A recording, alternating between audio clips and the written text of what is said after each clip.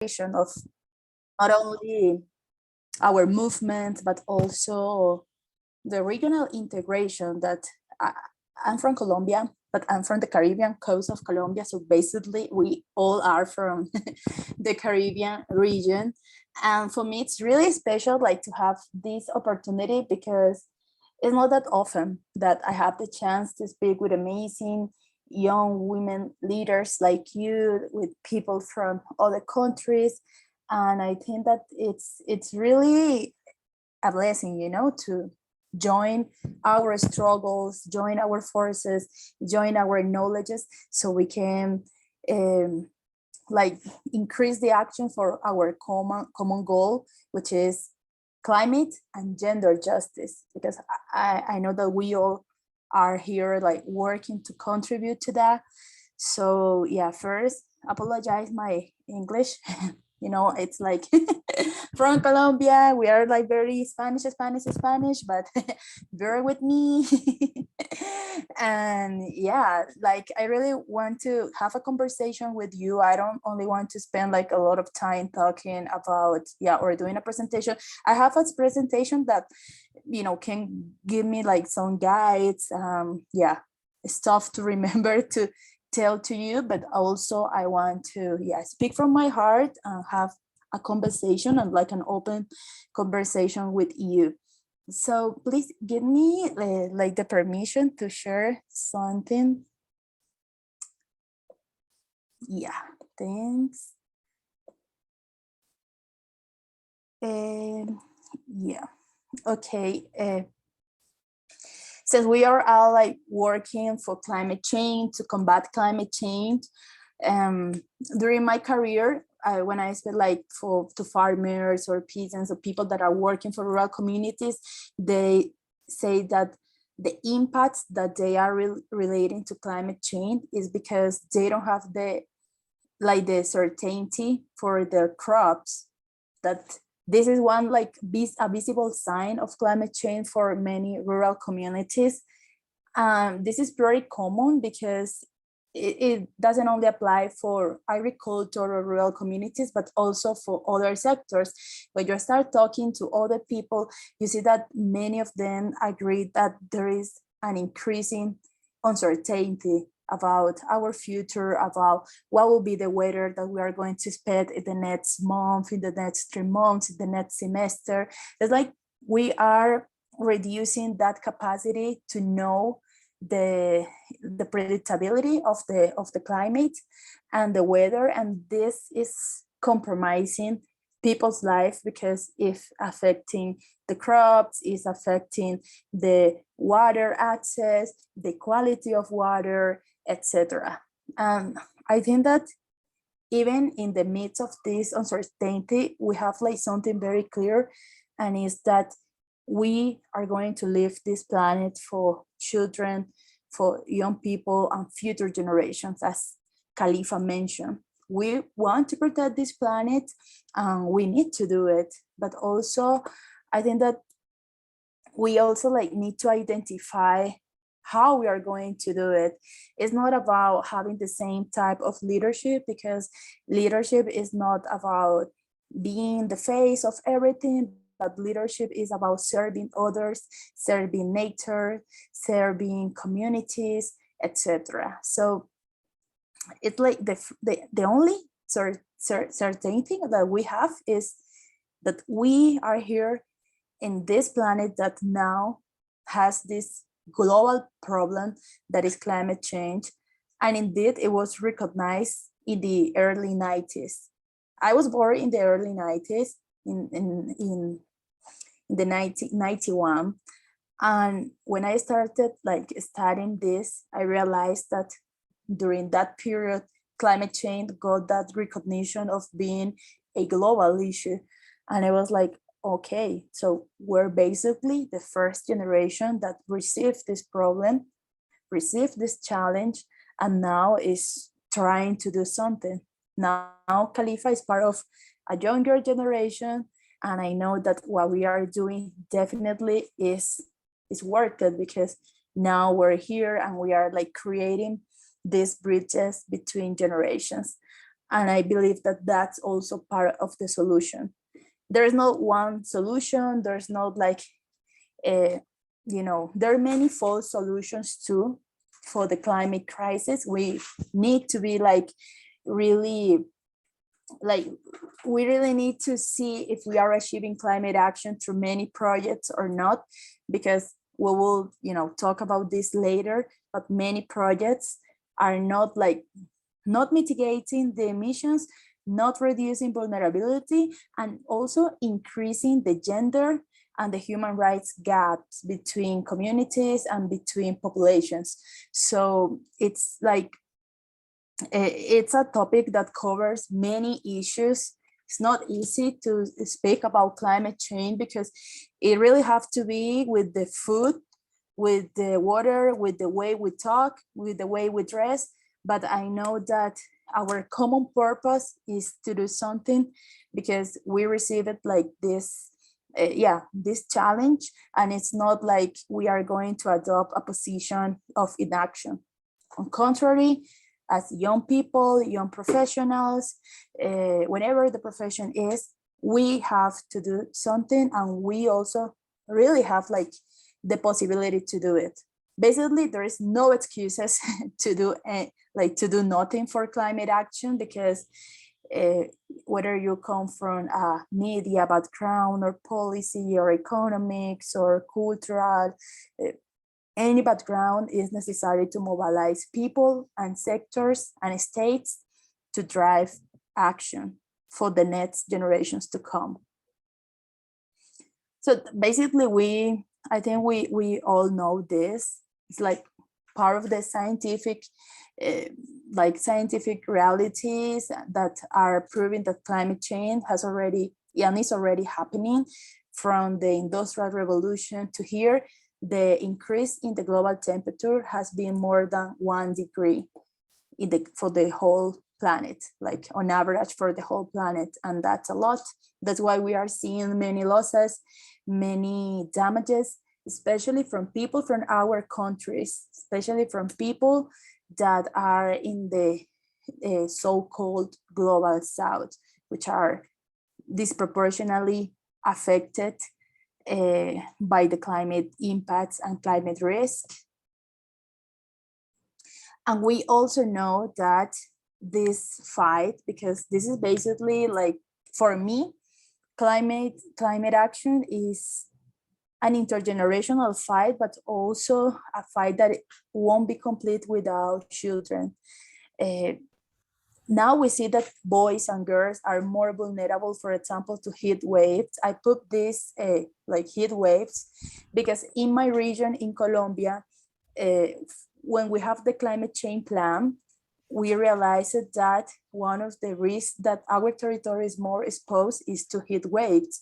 And then when I started, researching about how climate change is impacting children, I realized that they are more vulnerable to the heat wave. So maybe in the Caribbean region, that in your country, this can be also one of the climate risks that will possess the most of the threats for the generations, but these generations of children, but also the next ones to come. And extreme weather events such as floods, wildfires, are not only threatening their safety, but also their mental health. This is getting serious. This is an issue that is gaining a lot of attention. We now have the recognition of climate anxiety. We now have scientific validation that there are many risks to mental health because of climate change. And this can be one of those new, not so new, but newly recognized sickness, like for children, for the future generations. And UNICEF made a climate risk index, which I found a valuable resource, because basically it's saying that 1,000 million of children are threatened by the climate crisis, exposed to water scarcity, heat waves, lead contamination, to river flooding, to coastal flooding. So it's not like an information that we cannot use for policies or for advocacy. Children need to be also, as women, of course, at the center of the climate action, because otherwise the solutions won't be enough if we are not like tackling this. Not, these are not like future risks, but present risks that are going to be worse in the future. And because of that, I think that we have like this responsibility to do something. And can you hear me? Yeah. Sorry, I think I lost a little bit connection, but I hope that you are hearing me well. Yes, we can hear you. Then. Okay. Here in Colombia is like a huge privilege to go to an university.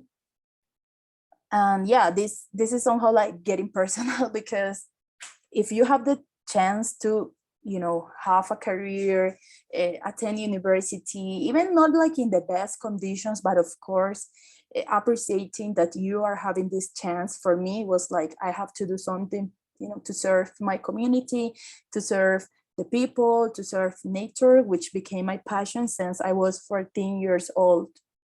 And then I realized that in my city in Barranquilla, you know, there was a wetland of even international importance, because it's also part of the Ramsar Convention on Wetlands. And for me, it was like a surprise, because all my life I lived like mostly in this urban area and never realized that we have these amazing ecosystems, that we rely on those ecosystems, that without those ecosystems we can, like, you know, live. And there's people that also their lives are committed to the health of that wetland, which is very polluted. And I started my activism because of that wetland, and then, you know, it started growing. I will tell you more about our story, but yeah, I feel like we have like this possibility somehow to share with others, to involve more people to this fight, to communicate others, and we don't have to do like actions that are going to reach thousands of people. It's not like that. When I started this, it was like, you know, from as a movement, and then doing activities, doing on-site activities, campaigns, you know, short events, because of course it's very difficult to create something and to get the resources you need for this, the people, etc. You know, organizing is about everything. It's about doing a paper for asking a permission to use the park of the city, till writing an advocacy statement about the environmental policies or something very technical. You learn basically about everything in this path of being part of a movement or creating or helping to create a movement. And I think that definitely without this youth power, climate change maybe wouldn't be a priority at the global level. And this is not because my generation or your generation, this is about the work of past generations indeed that open the road for us to be here talking about this and gaining spaces at the international, national, local level. And of course, we continue to do that task, opening more spaces for more generations. So I see this like an intergenerational work. And of course, I'm very excited to be part of that first climate generation, because indeed we, at least the good part of everything is that we help to put this in the global arena. Without young people, climate negotiations or climate action, I think it won't be the same. Definitely wouldn't be mobilizing the same amount of attention of people. Of course, you can think, oh, but this is not enough because, you know, real change is not happening. Yeah, can be, of course, a lot of things to do, but at least we are advancing, for me, in a, you know, like in a rhythm, in a path that is continue to be accelerated. Without our fuel, young fuel, I think this will be, I mean, we wouldn't have the Paris Agreement to start. And that intergenerational equity is the basis for sustainable development. it is important to meet our current needs, but without compromising the ability of future generations to create the ones that they will consider necessary. This is not only like about climate, but also for biodiversity and nature. I see this is crucial because we need to also like take care of that natural and cultural heritage for future generations too. And this is not only about creating protected areas, that's a good step, of course, and we celebrate that. But at the same time, it's about really recognizing that people are attached to nature, to ecosystems. You cannot divide this. You cannot say, oh, these ecosystems are important because of their ecosystem services, their ecological cycle, blah, blah, blah, the species, the diversity, and then the people that has been taking care of that, you know, they are like not visible. That's a lot of colonialization, and that's also one of the root causes that have us here in this climate crisis. So I think that intergenerational equity is a principle that needs to be mainstream in all the environmental aspects, in climate, in biodiversity, in disaster risk reduction, in everything, because this is about seeing nature and seeing ecosystems as a heritage, not as a business. And in the climate talks and many international talks, nature, ecosystems, even indigenous communities, local community, Afro-descendants, they are like not seeing with the importance that they really have. The conserved ecosystems that we currently have in the world is because of their work, you know, it's because of indigenous people, local communities, is because of Afro-descendants in the case of Colombia.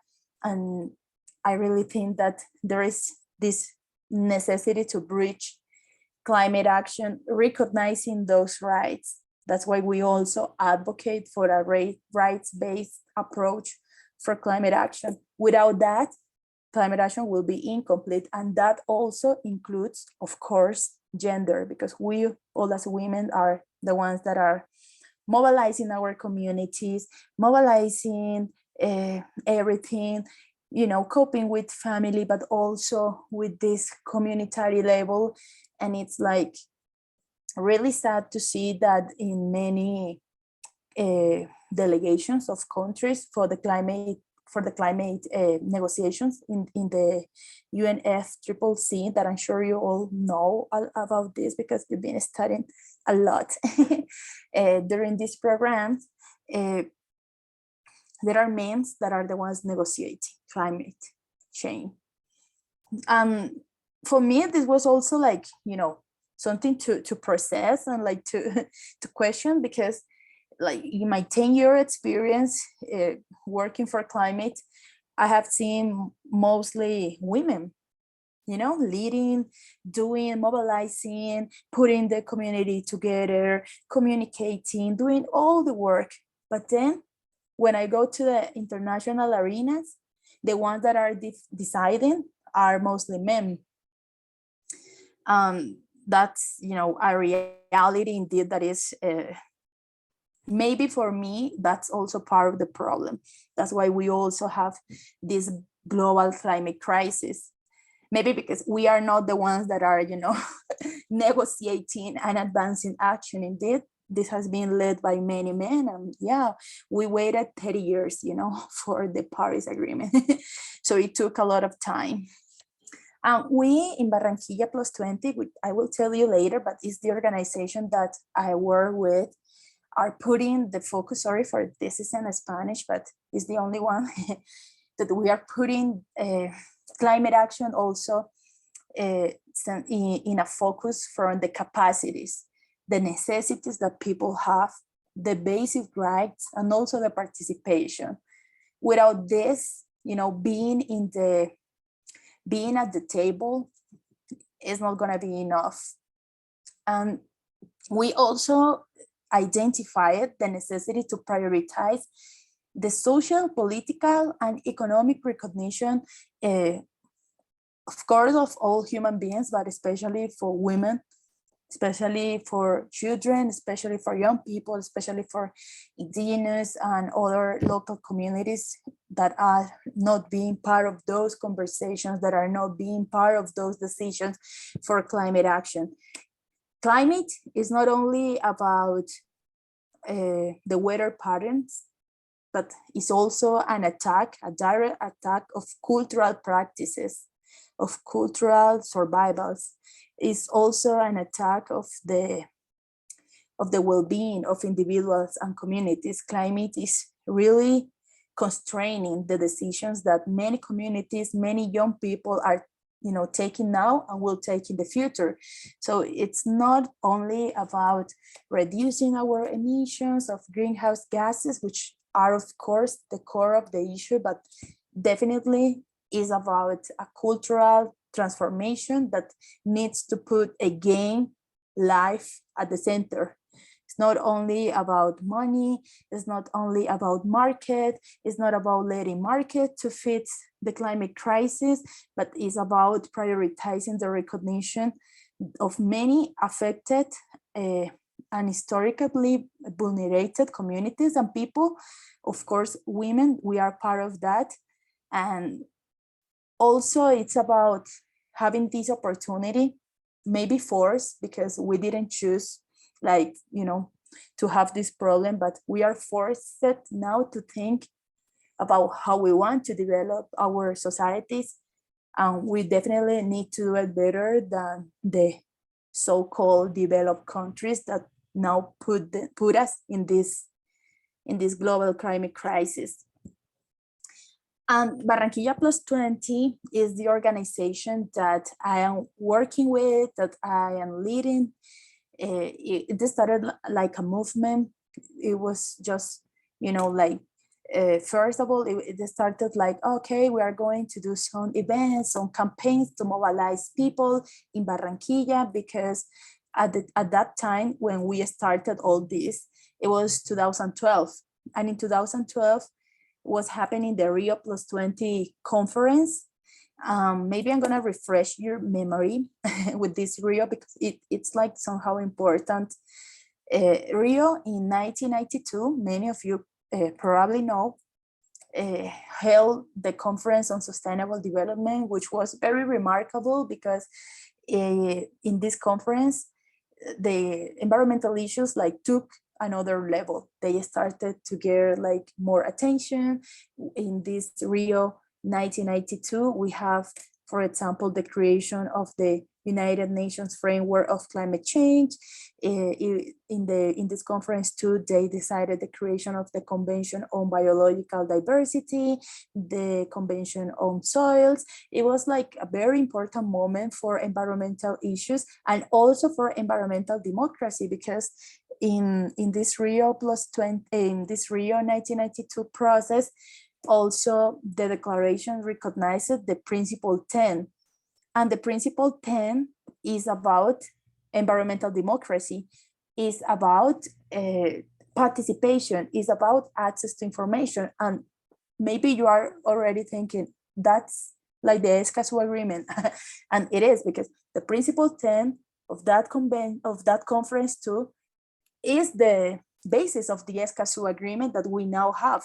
And it's okay, quite interesting that more than 20 years ago, we have the basis for environmental issues. And 20 years ago, in 2012, at that time, I learned about this. And I was like, wow, why my city, anyone is talking about this?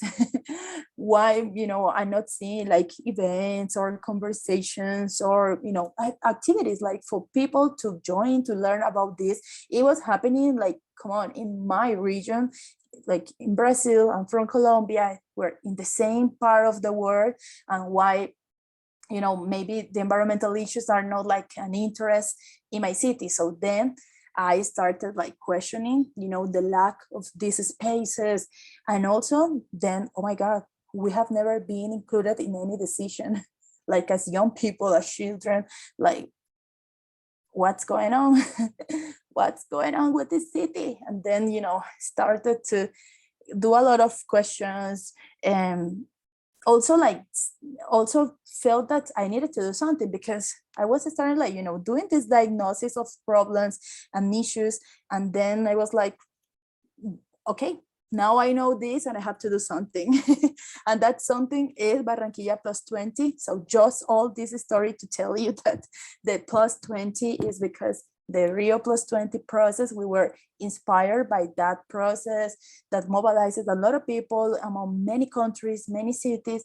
And well, we decided to do our own Rio Plus 20 process, but in Barranquilla, so we can start gaining more attention as young people, as children that are worried for their present, for their future, and that really think that this history of the city as a port of development and infrastructure is not complete without the recognition that we also have the Magdalena River, the Caribbean Sea, that we are surrounded by water, that we also are water, and that definitely we cannot be left behind the decisions of in the management of our territory and our development. So we decided to do this movement at first, then it became an organization. I'll tell you, has been 10 years of of work with Barranquilla Plus 20. We have impacted more than 20,000 people directly in our initiatives. We have helped mobilize a lot of citizens in the streets, in the policy level, in the activism, in the media, at every level. I believe that this environmental and climate work really needs to be, made at all fronts. I wanted to, just show you some of our projects. First, our mission is to educate and empower children, young, and of course citizens. And we have worked also with local governments and local institutions that want to, mainstream climate in their policies or want to develop some climate plans. So we are doing a lot of stuff like mobilizing people for the climate marches. In the last march that we organized before the pandemic, we helped mobilize more than 8,000 people. It was the biggest climate march in Colombia, so we're very proud because we mobilized a lot of people that demanded the climate change policy for this territory, and indeed it was approved. So it's one of our citizens' small, but at the same time big victories, because we need to celebrate our victories. That's also another advice I want to give you. Don't let the stuff to tell, like, for example, if it I know I worked for this campaign with 20 children, but yeah, that's not a lot, no, that's a lot. I mean, if you're working with one person, two person, three person, doesn't matter. Like, it's not about that quantity. It's about how many people you are moving for this movement, how many people you are making them feel that they have the power to do something. And this is not about numbers. So don't be discouraged if you are not reaching, the 10,000 people being in all media, or I already have a documentary or stuff like that. That will come, definitely that will come. And I tell you this because when I started, I was so desperate to do all the stuff and continue that kind of person that wants to do a lot of things. But now, of course, being more aware of my capacities as a leader, as a women leader, but also that it takes time, and the climate and the environmental goals are going to be achieved in the long term. This is not about maybe other causes, other struggles can be more at the short term. No, if you build something, etc., blah, blah, blah. No, this, as I said, is a cultural transformation too. We are going to change our lifestyles, our everything, our vision of our world. So definitely that is not something that you can fit or you can change in 3 months. So just to tell you, this fight is going to be long. it's gonna maybe take some time for you to see the real like outcomes or impacts, because you are also investing in people. It's not about, you know, investing in other stuff, but this is about investing in people. It will take time, but definitely gonna be worth it to see after you do your campaigns or activities or projects, other people will be like willing to do the same. Even if it's one person, that's perfect. We are helping others to find their passions too, to feel that they are using their power to do something at benefit of the planet and benefiting communities. And I think that's what really matters. So don't be discouraged if you don't have like many millions of followers. I mean, if you do, it's amazing. But if you are seeing like many people are not, you know, like following these projects or my organization, just remind that the people around you, you are already influencing them.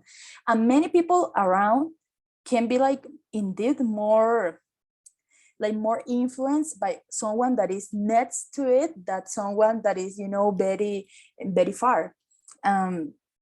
This is also important because many people follow, you know, people with millions of followers and reach and etc., but they are really mobilized is by people at the local level, where someone is saying, hey, I'm doing this, do you want to join blah blah blah and stuff. And it's like they start changing just by the people that are at the local level, and they also get inspired by the people that are at their local level, at their community, etc. So I mean, everything or all of this to say that we are transforming the things around us when you are doing something that is benefiting environmental climate.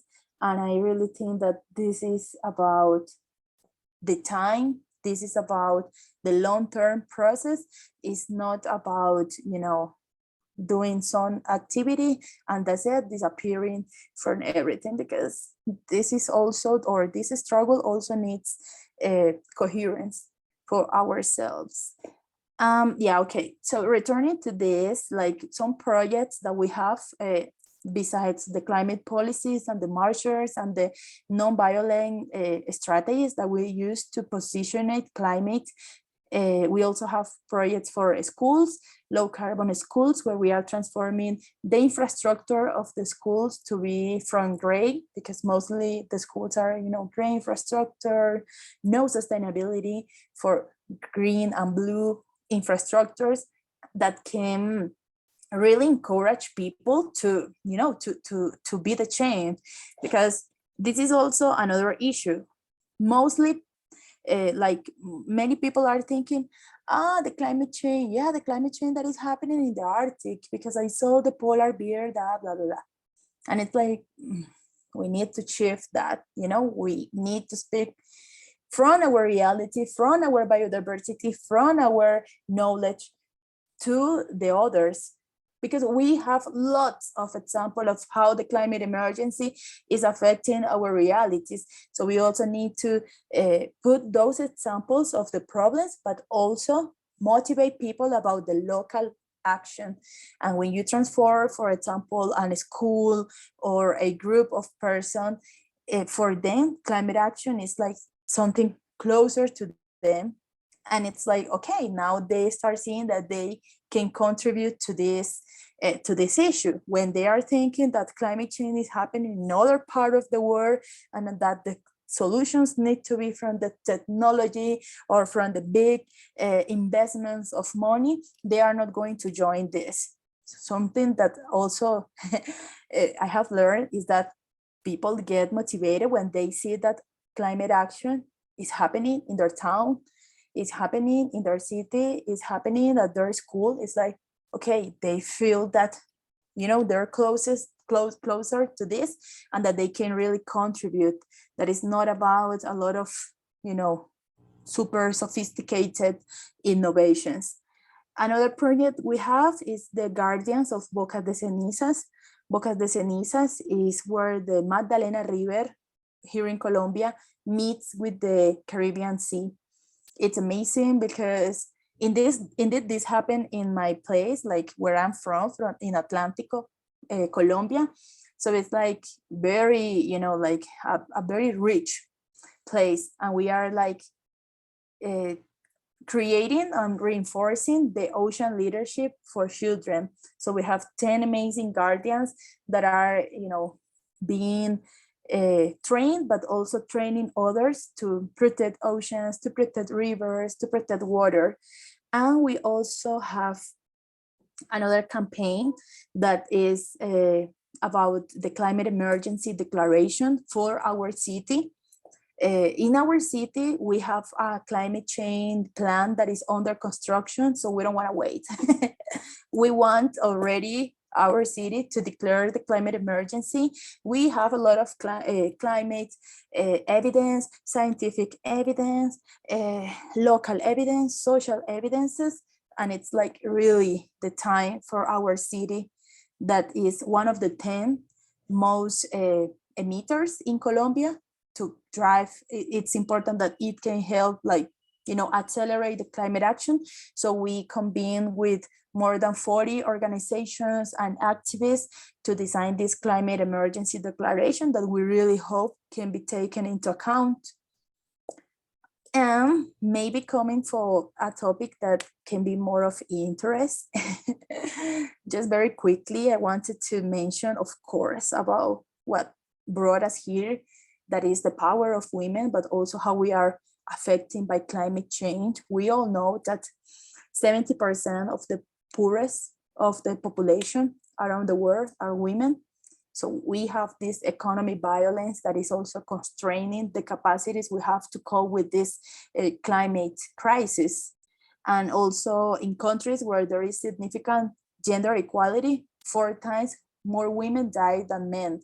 And in natural that are not so natural, but you know, in these disasters, women and children can be up to 14 times more likely to die from men. We of course have more evidences to reach gender and climate urgently, but just put this as references that you know, that should like immediately mobilize people, but it's not happening at that rhythm.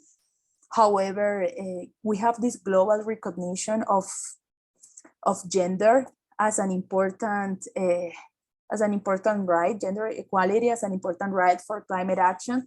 But we only have the mention in the Paris Agreement for gender, for human rights, for intergenerational equity. And I think that it's our task now to tell the convention, to tell our governments, to tell enterprises, to tell academy, to tell everyone that climate action really needs to tackle gender inequality, because otherwise we will be giving like circles and, you know, reaching the same place. We have this project that I wanted to, you know, provide you like more info, that is Women for Climate Justice. Aisha, Disam, they know, because of course they've been following this, and we are like super eager to, like, for me, my dream is to have this, all the women that you are seeing here and more with you, like all of you, and Aisha and Disan, of course, and all of you, to have I don't know, to have a juntanza, we call this in Spanish, like a meet, a convening of women. So yeah, magic happens. Will be amazing. That's my dream. We need to do it. And this project is also about recognizing the feminist leadership for climate justice. Is about recognizing that women are the most affected by this crisis, but at the same time, as I mentioned at the very beginning, we are the ones that are in the first line of action, in the first line of work for climate action. We are in the first line of the, mobilizing solutions. And it's like curious to see that we are having all these vulnerability and pre-existing vulnerabilities, as gender-based violence, the political violence, the economic violence, just to mention, you know, few of them. And that for this climate crisis, are we really going to be the most affected again? Like, are we really going to be the ones that the system is going to sacrifice again, as it has been for centuries? I think that definitely now we have the tools, but also I know that we have the power, of course, to shift this. Maybe if we don't see this change, it can, it can be seen for other generations, but I'm definitely up for this challenge to place women leadership at the center, to place our voices, our demands, our priorities, our initiatives, our solutions as, the path that this world and society, a general humanity, really needs for this, to protect the planet, and also to let it in the way that we know it, because I'm pretty sure that nature, the planet, will find its way as it has been for millions of years, but humanity, we don't know. And among those, humanity, women are going to be again the most affected. No, I really want to shame that. So we prepared this project of Women for Climate Justice. We are working with 17 young women leaders from 15 subnational states in Colombia. So that's basically the half of the country. We developed a climate change course that is also gender and climate change course, like this that you are doing. We also have a lot of sessions. We had a national youth climate summit. The ones that you are seeing here, for example, are one of the pictures. For the first time, we met from all the parts of Colombia. We have diversity from indigenous women, rural women, urban women, indigenous, Afro-descendants. Everyone is here involved. Even we have like some migrants too from Venezuela.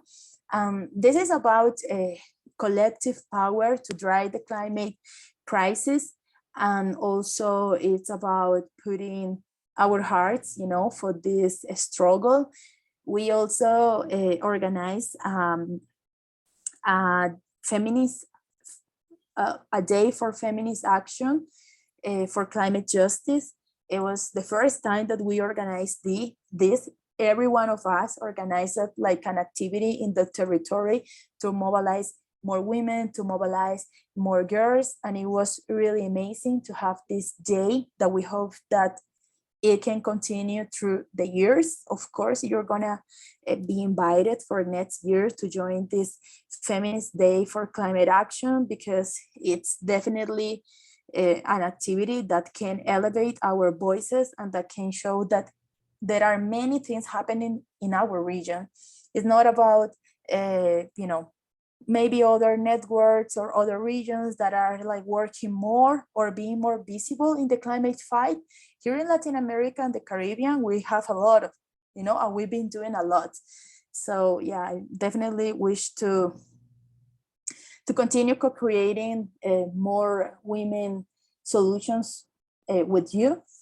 And we also have a set of recommendations for the government, but also for other actors in Colombia, on how to mainstream gender in the national determined contributions of the country from our perspective as young women leaders, and with all the diversity that we have. So it has been a long process. We have more than 1 year in this project, but it's not about a project. It's like about this network of women leaders working for gender and climate justice. And yeah, we're very willing to continue this, of course. I think that's enough from now. I don't know, maybe I talk a lot, but sorry. And yeah, I wish to remain connected, of course, with many of you. Here are my contact details. Feel free to connect, send me an email or whatever. I'm always there for amazing women like you. And thank you so much for inviting me here. Thank you so much, Diamara. I hope I'm pronouncing that right. Please correct me if I'm not. Okay, Yeah, thank right. you. Thank you so much. Wow, Barranquilla. I'm trying to imagine 8,000 people in a room, and it's beyond me. That is so amazing. And I can see that in the chat that you guys were also engaged and you guys thought that this initiative was also something inspiring and wonderful. So thank you so much again for that lovely presentation. In the same breath, I'd like to open the floor to anyone with a question for Ziamara. I'll go first.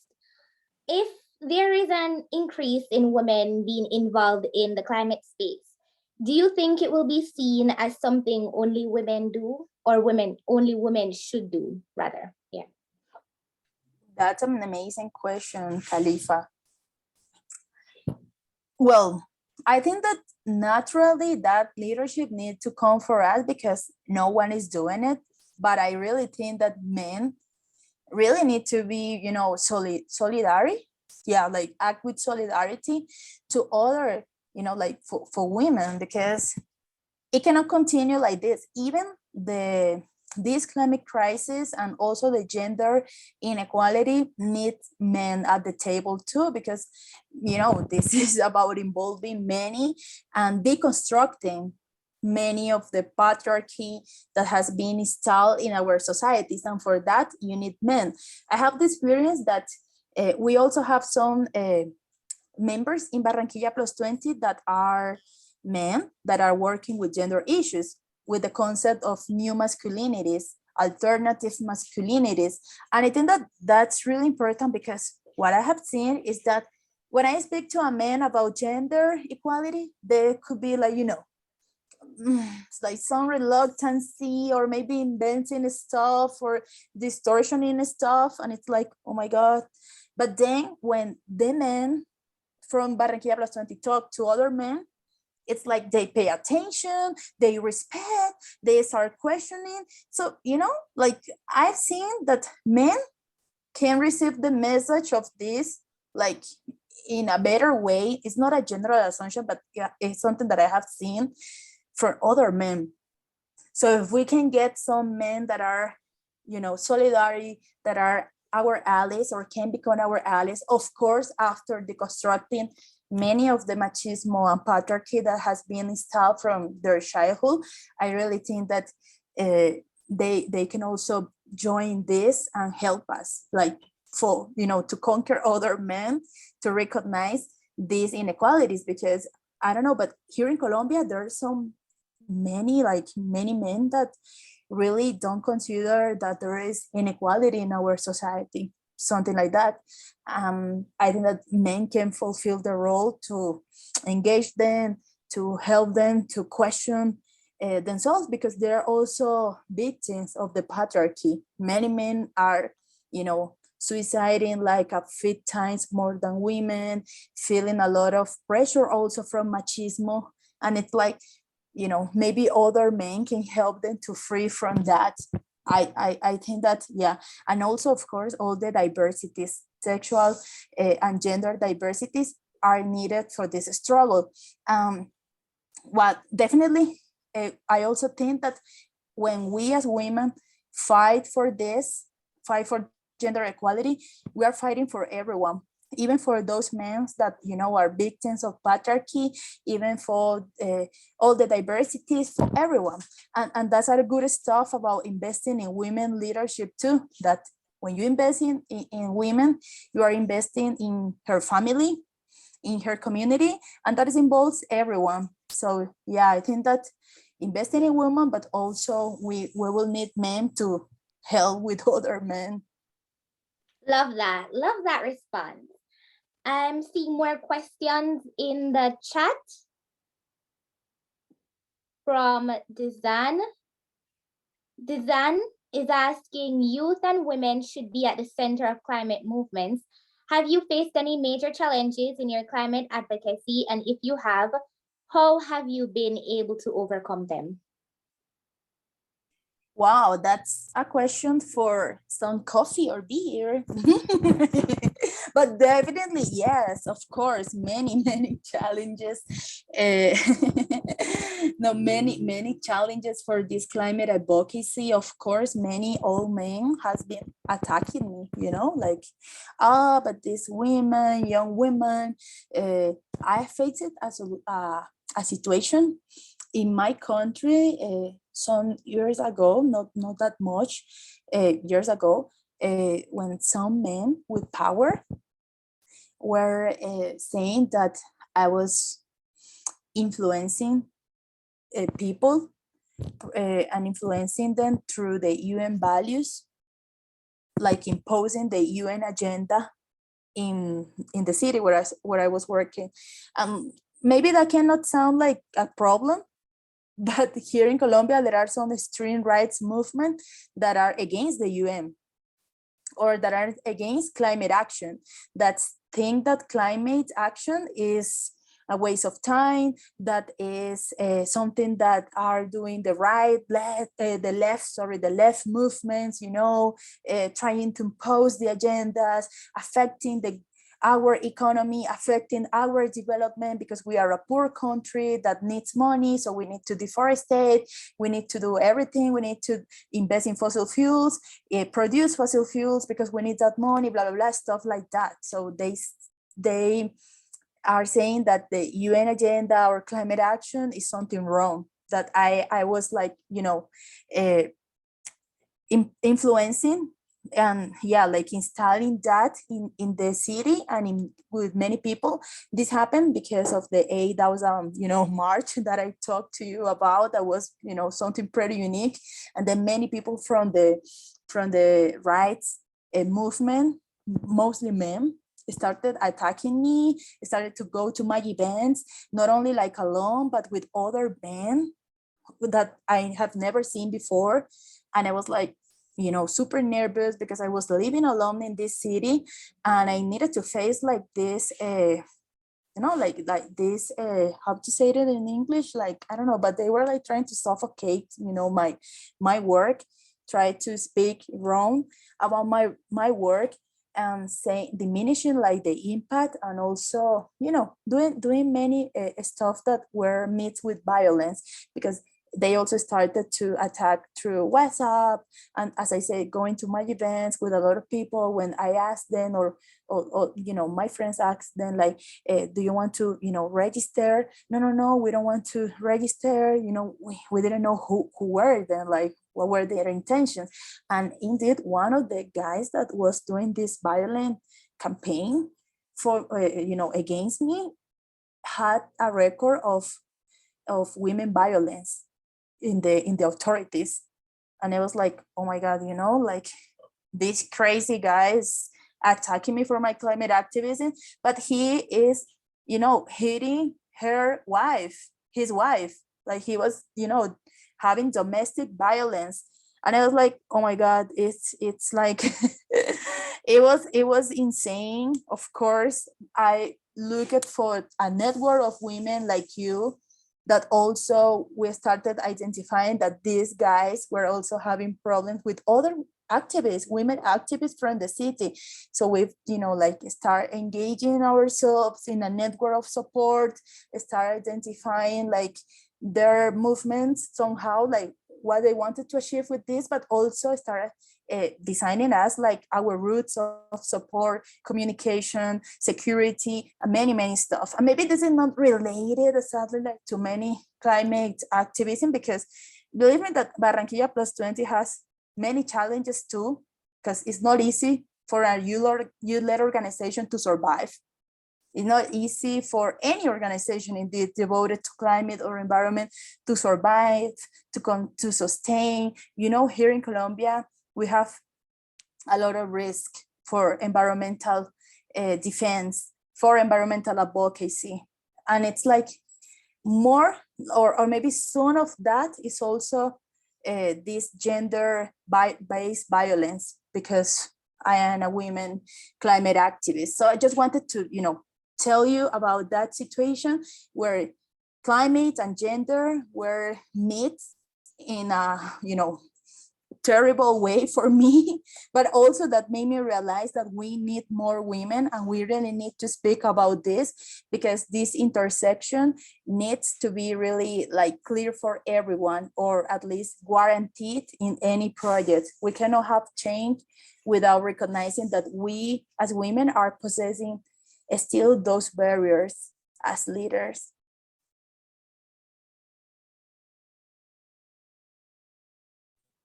Thank you so much for that response. I'm seeing another question in the chat from Isabella. Would it be possible to go back to the last slide to see your contact or socials again? So Isabella is asking for your contacts.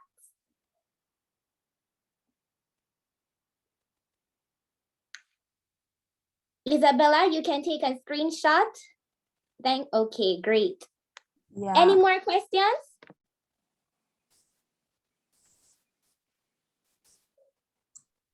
I see that Aisha has raised her hand. So maybe we can hear from Aisha, and then Christine as well has raised her hand. So Aisha and then Christine, yeah. Okay, yeah. Ziomi, just, thank you so much. I love you a whole heap. And I'm always amazed when I hear about the work that you're doing and how you've just managed to, expand this initiative and take on, everything that you've ever wanted to do and dreamt of doing from you started in this space, and doing it, with such grace. Like, you show up everywhere with the same energy all the time, ready to fight that fight. And as you reminded us just now, about the significant risk to environmental actors in Colombia. I think Colombia is one of those countries with a high rate of violence towards environmental defenders. And in light of that, knowing that you live that risk daily and yet are fully committed to this, it just again speaks to the seriousness with which you're approaching this work and the depth of commitment that you have. And so my question really is, what gets you up out of bed every day, and recommitting and refuel to do this? Again, as you speak to, the unique challenges in Colombia, the just overall overwhelming realities globally, what is it that keeps you completely motivated? Yeah, that's also, a good question, of course. And when I was starting, this idea about Barranquilla plus 20, it was, before that, it was very clear. And if you ask any Colombian, it will tell you, Colombia is amazing, it's super beautiful, it's full of biodiversity, because we are the second country with the most of biodiversity around the world. And indeed the first one, the first one by kilometer, that you find more diversity. And many people will be like, oh, this is amazing, but they really don't know what is exactly this. They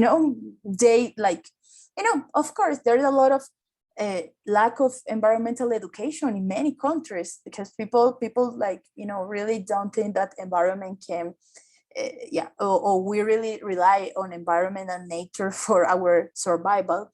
But I think that I really took those words seriously. And I was like, okay, I'm not going to study international relations just to do diplomacy or whatever, because that's not with me, definitely. And if we are the most biodiverse country, on planet, like, this is for real the only positive stuff that we can really, be well known around the world. And that's for me really important, because I was also passionate about nature and ecosystems. And I was like, oh my God, okay, so if we are, so full of this diversity in every way of life possible, this is the struggle of my life, so we can continue being the first ones with the most of biodiversity. That's what I wanted to do, like, to protect, to maybe learn, and also teach more people about this. It's not only about the negative stuff that we can be known in the world, you know, that there's many stuff like violence or drugs or corruption, as many countries, because we're not the only ones. But I was really committed to understand what was diversity for us, what is, you know, like the real necessity to protect that, mobilize people in order to do it. So it became like the commitment of my life to save Colombia, not only for Colombians, but also because of the planet, because it has this global importance. And yeah, I think that's what motivates me. Of course, now I do more regional work with Latin America, Caribbean, global stuff, of course. But I started like this passion because I wanted to, yeah, I really want other generations to feel proud of this country, like as being the most biodiverse on Earth. And as I said, it's not only about the animals, the species, the ecosystems, but also the people that have sustained that diversity. And that's like my passion, is to relate all of this. And yeah, hopefully other generations can feel the same and can be committed to protect it.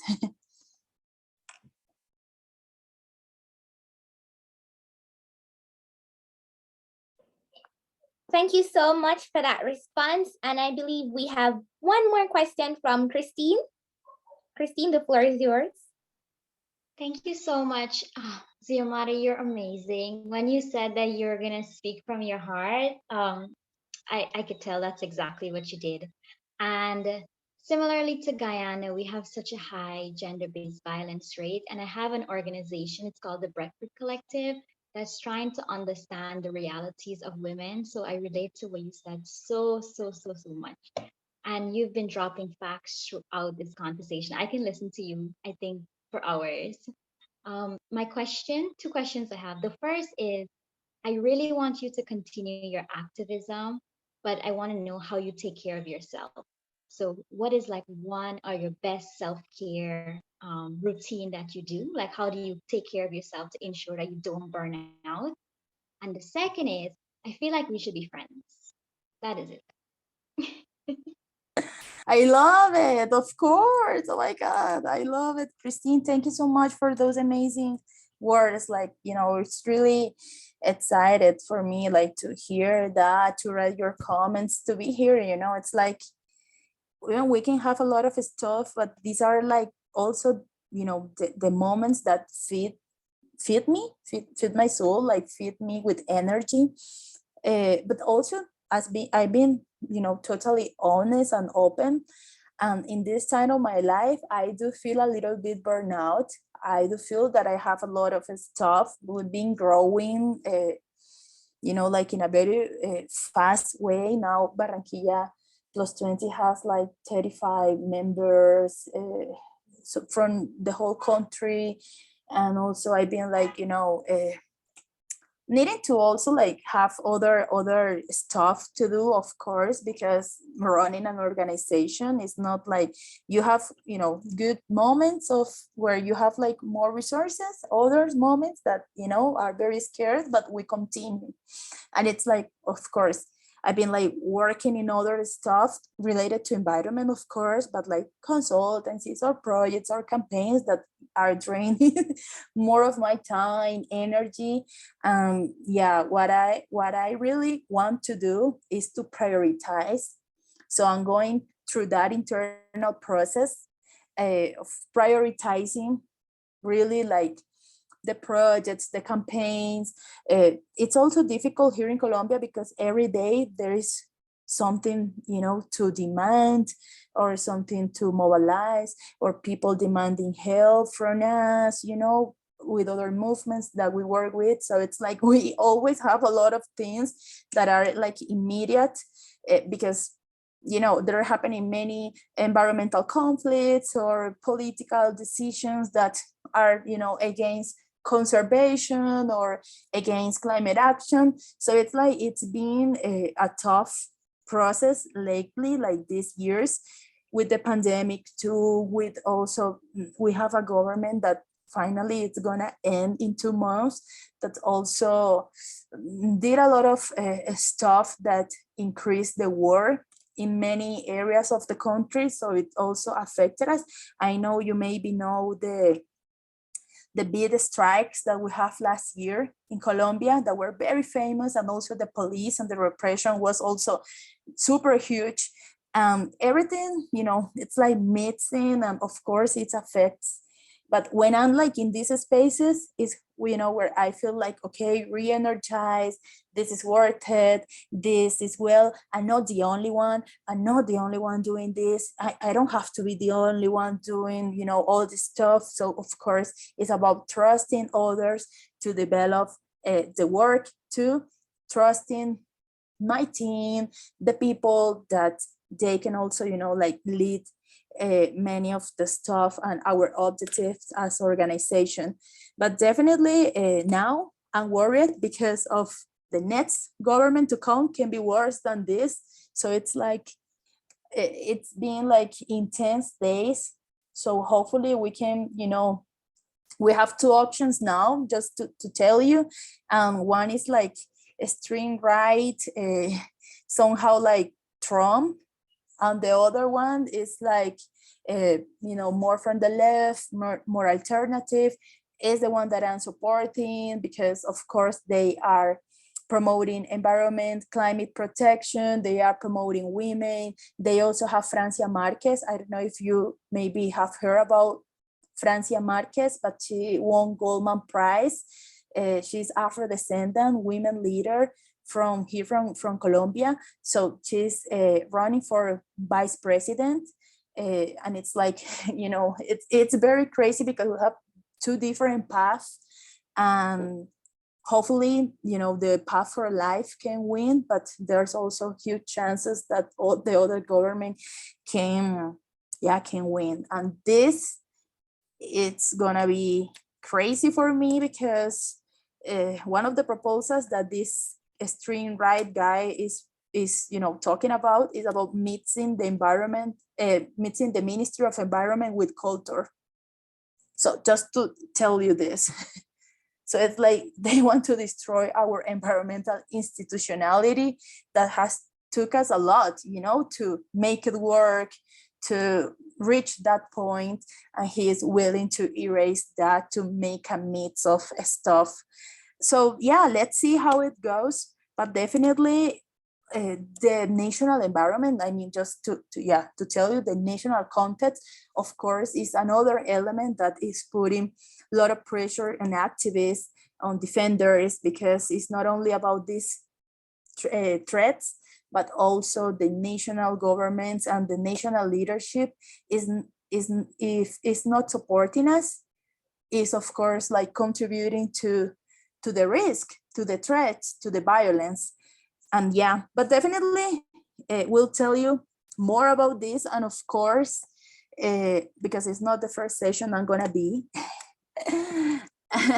we'll keep you updated, and I will tell you more, and we'll tell you, like, of course, what I'm going to do or how I'm going with this priority, how do you say, like, well, this process of priorities, because yeah, we definitely cannot do it all. But thank you. And send me your contact too. We can be like, yeah, in contact too. Christine, I adore your question, firstly. And thank you all for your questions. And Xiomara, thank you once again for your presentation. Now I'll hand over to Dizanbili. Thank you so much, Khalifa, for leading that session. And Jamara, of course, thank you so much for your presentation. It's like Christine said, like I can listen to you forever, to be honest, because everything that you're doing, everything that you have planned, everything that you've done, it's really inspiring. And I know that everyone who turned out today has learned something and has as well been inspired to continue in what we are all trying to get done. So thanks a lot, Jamara, for being with us, and everyone else as well. I'd like to say thank you so much for being with us. And I think this session was super awesome. To be honest, Christine, your question really did make me tear up, and I had to take off my camera because it's just like so emotional. When you start speaking about taking care of yourself, and being involved in this space, it can be very time consuming, and your mind is just all over the place. But thanks a lot, Jamada, for sharing with us what you have experienced, and how you've kind of overcome some of those challenges. Super super amazing. Um, what we've learned here today. So thank you to everyone. And I think I'll pass over to Aisha. Maybe, yeah, Aisha's raised her hand. So I'll pass over to Aisha to take it from here. I really wanted you to have the last words. I was hoping to say this before you closed out, but I think what Ziomi has, said, and just the conversation that we've had and the interaction here, this has been a really beautiful reminder of why we set up this space and what this space is about sharing stories in the most authentic, real ways, about sharing these experiences, about being inspired by young women like ourselves who are not necessarily getting it right. We just try figure it out, we wake up every day and we make mistakes while we're at it. We get tired and fatigued like everybody else. It's not about being perfect. It's about recommitting every day to this struggle, because that it is. And, somebody said to me today, I think it was Derval, Christine, who in response to a WhatsApp message said she's glad to be in the trenches with me in this struggle. We really are in the trenches, and just hearing from Ziomi, who is wearing so many hats, but still really giving of her best in a space where it can be so thankless. It's just a reminder of why we need each other, and stealing this from Christine again, why we need to be in community with each other, because otherwise it can be a very, very lonely experience. And I talk about my time initially at COPs. Dizan was at some of those early COPs. Ziomi was my go-to person at the first set of COPs, and just being able to find a friend from a different space, but who shared your experiences and shared your politics was everything. And so, this space is also about you connecting with someone from another space in the global south and becoming friends, like Christine said, share the opportunities, or use the opportunities to invite Ziomi to be at an event that you might have. She's tired and she's busy, but she won't say no. Connect with these persons, learn their stories, and just, see how best together we can pool efforts to take over the world, really. Because every day the real struggle is about how do we preserve this earth that we are a part of, to be able to sustain generations to come. So Ziomi, thank you for the reminder of the importance of this space and the importance of these conversations, because personally as well, sometimes me get tired, and it's coming here and hearing from people like you and even the young woman on this call that reminds me, yes, there's value and purpose in doing this work. And I feel like this evening again, you reminded us of that in a very, very powerful way. So our next WhatsApp call is about the Columbia gathering in 2023. Thank you. Design, you still have the last word. All right, I don't know how to follow that up, to be honest. I think Aisha has just put together what we're all thinking so well. So thanks a lot, everyone, for being here. And I want to encourage you to go out there for the rest of the week. I hope you've been sort of just, received a boost of energy this evening to continue doing what you're doing, and just continue being amazing the rest of the week. So bye, everyone.